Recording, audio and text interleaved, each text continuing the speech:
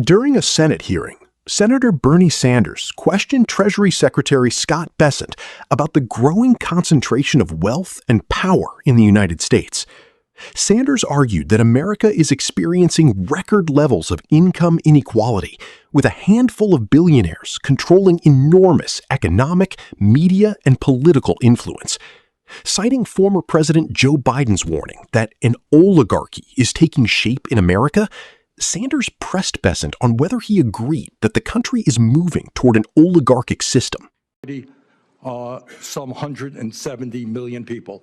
3 people, more wealth than the bottom, 170 million. We have more concentration of ownership today than we have ever had.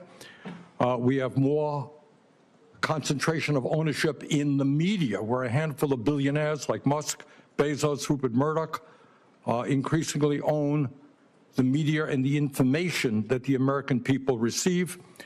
We have a corrupt campaign finance system in which a small number of billionaires in both political parties make huge contributions into the presidential and congressional campaigns.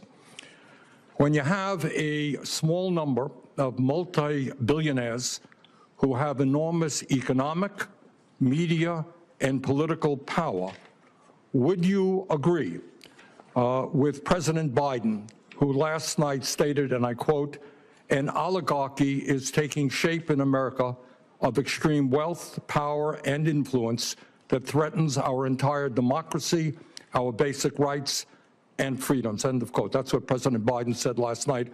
I agree with him. Do you? Senator Sanders, I enjoyed our visit. You talk a little bit closer into the mic. I enjoyed our visit, and I hope you got my follow-up materials that on the discussions, my previous writings on the tariffs and China. And look, the 3 billionaires who you listed that all made the money themselves.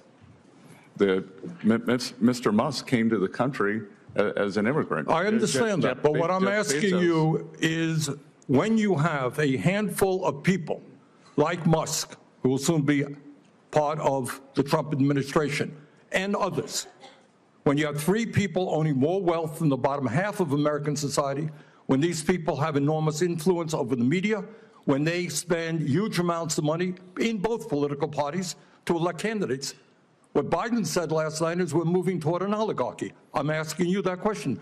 Do you think, forget how they made their money, do you think that when so few people have so much wealth and so much economic and political power, that that is an oligarchic form of society?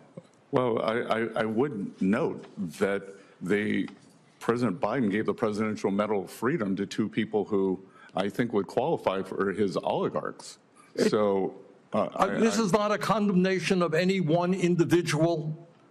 I'm just asking you, would so few people have so much wealth and power? But do you think that that is an oligarchic form of society? Senator, I think it depends on the ability to move up and down the income. No, that's not really the answer. I mean, even if you had that mobility, no matter who those individuals might be. All right, but let me ask you another question.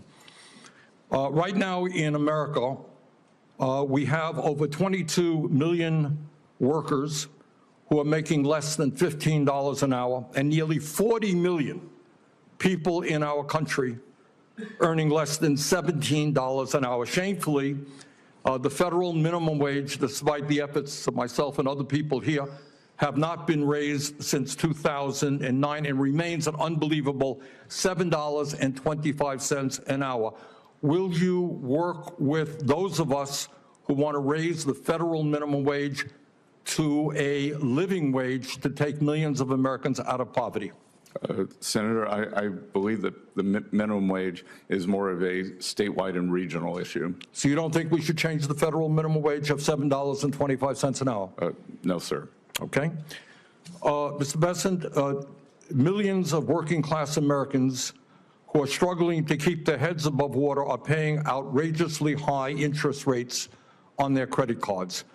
Over half the American people who take out new credit cards are being charged interest rates of over 24%. During his campaign, President-elect Trump promised that he was going to cap credit card interest rates at 10%. I happen to think that that is a very good idea, and I will soon be introducing legislation to do just that. Will you, as if you are confirmed, be supportive of what President-elect Trump said and what I want to see happen, and that is to cap credit card interest rates at 10%? Senator, I think we can both agree that many credit card companies have been bad actors throughout history, and I will get back to you once. Now, very simple question. Trump said he wants to cap credit card interest rates at 10%. I agree with him. Will you be supportive of what Trump and I would like to do? When President Trump takes office, and if I am confirmed, I will follow what President Trump wants to do. Okay. Thank you very much, Mr. Chairman. Thank you very much. Next is Senator Smith. Senator Sanders opened by highlighting what he described as unprecedented levels of wealth inequality. He noted that Elon Musk, Jeff Bezos, and Mark Zuckerberg together possess nearly $1 trillion in wealth, more than the combined wealth of roughly 170 million Americans in the bottom half of the population. He also argued that ownership of major media organizations has become increasingly concentrated in the hands of a few wealthy individuals, including Musk, Bezos, and Rupert Murdoch. According to Sanders, this concentration of economic and media power, combined with a campaign finance system heavily influenced by billionaire donors from both political parties, raises serious concerns about the health of American democracy.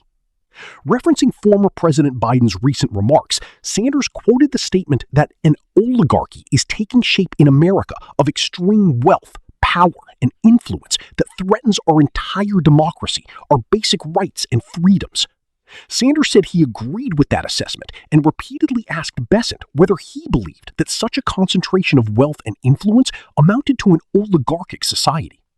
Secretary Bessent began by thanking Sanders for a previous meeting and mentioning follow-up materials he had shared regarding earlier discussions. Addressing Sanders' examples, Bessent pointed out that the billionaires mentioned had built their wealth themselves, adding that Elon Musk came to the United States as an immigrant. Sanders clarified that his concern was not how these individuals accumulated their fortunes, but whether the concentration of wealth and political influence among so few people posed a threat to democratic governance. He emphasized that these billionaires wield significant influence through business ownership, media control, and political spending. In response, Bessent shifted the discussion by noting that former President Biden had awarded the Presidential Medal of Freedom to two individuals whom Bessent suggested could fit Biden's own description of wealthy elites. The exchange ended without a direct answer to Senator Sanders' central question. Sanders maintained that the concentration of wealth, media ownership, and political influence among a small group of billionaires raises legitimate concerns about the U.S. moving toward an oligarchic system. Bessent, however, focused on how those individuals earned their wealth and questioned the consistency of political rhetoric surrounding the issue, leaving the broader debate over economic power and democracy unresolved.